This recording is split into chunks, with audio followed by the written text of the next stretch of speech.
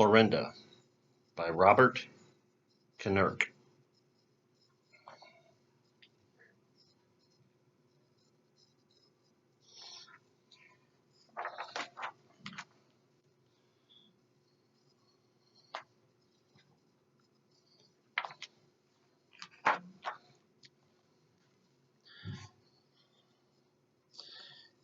A cow named Clorinda, whose farm was remote, would drive into town each November to vote.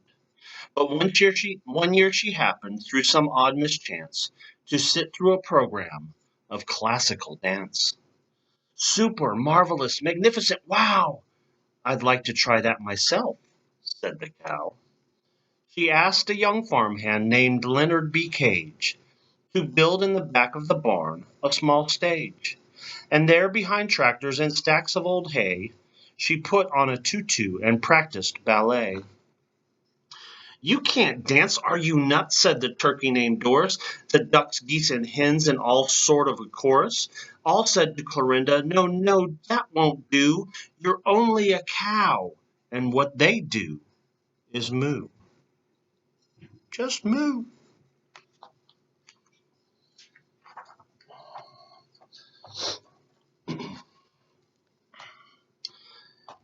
These critics, scoffed Lynn, just tell them to moo-poo. A person can't know what it is she can do. Be bold and imaginative, shoot for the sky. If it's dance that you love, then it's dance you should try. Yes, cried Lorinda, and then for long days she practiced her leaps and she practiced her jetés. At last she told Lynn, well, the next step is clear. I'm off to New York. I must start my career. I'll help, exclaimed Lynn. Here's some cash for the flight. Thank you, she said, and she took off that night. Brilliant Manhattan, she felt her heart pound. She rented a walk-up and then went around with other young hopefuls who lined up each day in search of a place in the corps de ballet.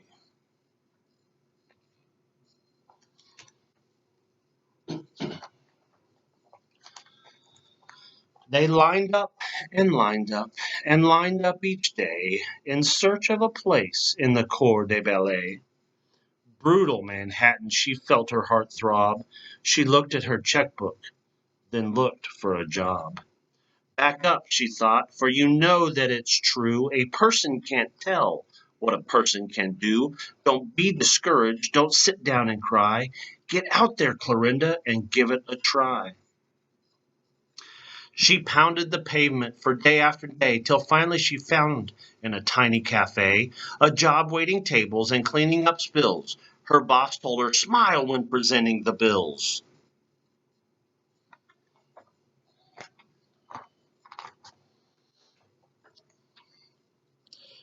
Keep smiling, she thought, as you search for the chance to prove to the world that you really can dance. They're all telling her no. Keep smiling, she sobbed, as you constantly hear. We simply aren't hiring cows now, my dear. Poor Lynn was distressed when he read her letter. Life cannot get worse. It can only get better.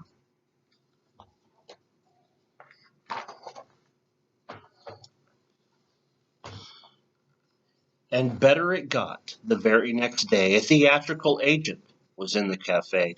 Clorinda's heart leaped when the fact was disclosed that a dancer he'd hired was now indisposed.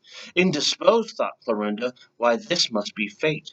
She spun as she stepped up and took the man's plate.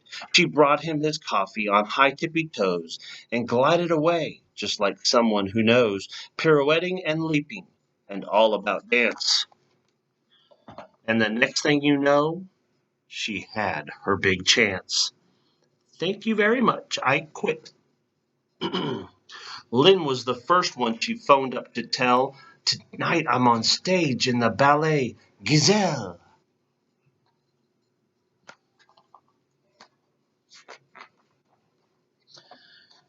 She rushed off to practice. She practiced all day. On bar, her positions.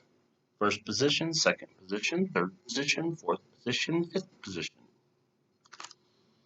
And of course, her jeté. But one leap she feared would be quite hard to do, for she had to be caught by a dancer named Lou. She studied her partner, then told him, "Somehow, you may want to think twice about catching a cow."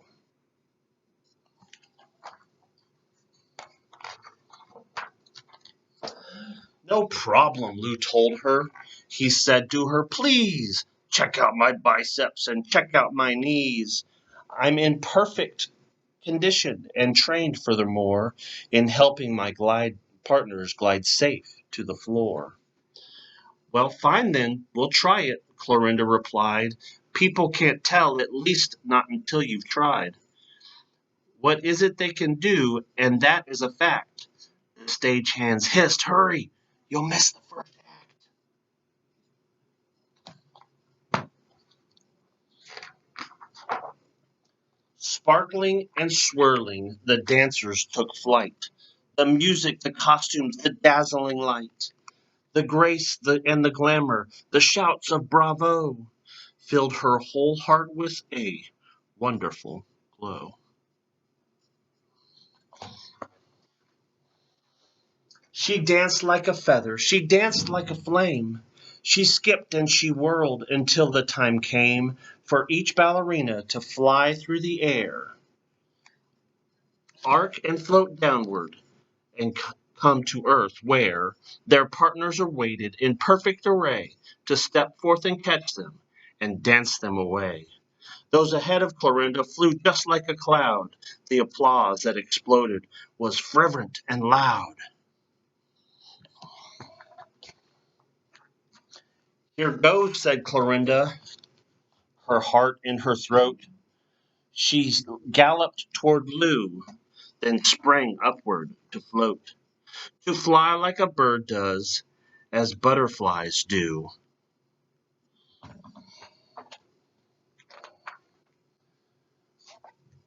But the opposite happened. She flattened Lou. She crashed and she smashed and she crushed and she smushed, and the whole auditorium suddenly hushed. "Oof," Lou gasped weakly. He struggled to rise.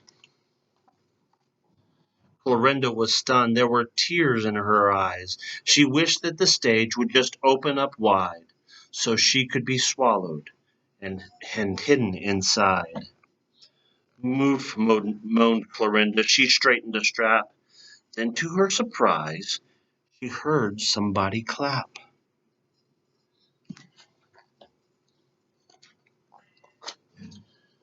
One person started, then row after row was clapping and cheering and shouting, "Bravo!" "Why are they clapping for us?" the cow said. "It seems that they ought to be booing instead." "Oh no, Clorinda," Lou said, "in no way. They all understand that we blew it, but hey, they're cheering, they're shouting, they're clapping their hands. They're doing all of this because each understands the thing most important is making a try. You can't always triumph. You can't always fly. We gave it our best, but there's bound to be misses. Now let's take a bow and let's blow them some kisses."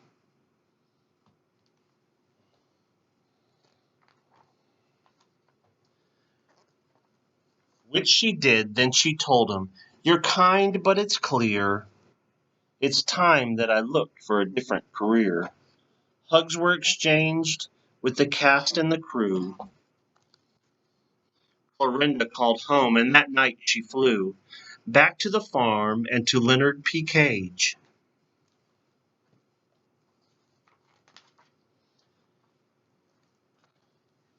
She was moved when she found he'd enlarged her old stage. "You're a prince, Lynn," she whispered. "I'll dance you my thanks." Then nimbly she mounted those dusty old planks.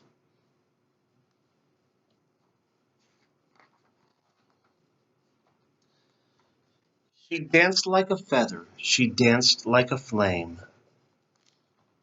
Word spread to the neighbors, The animals came.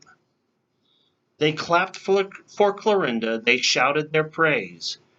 Bravissima, bravissima!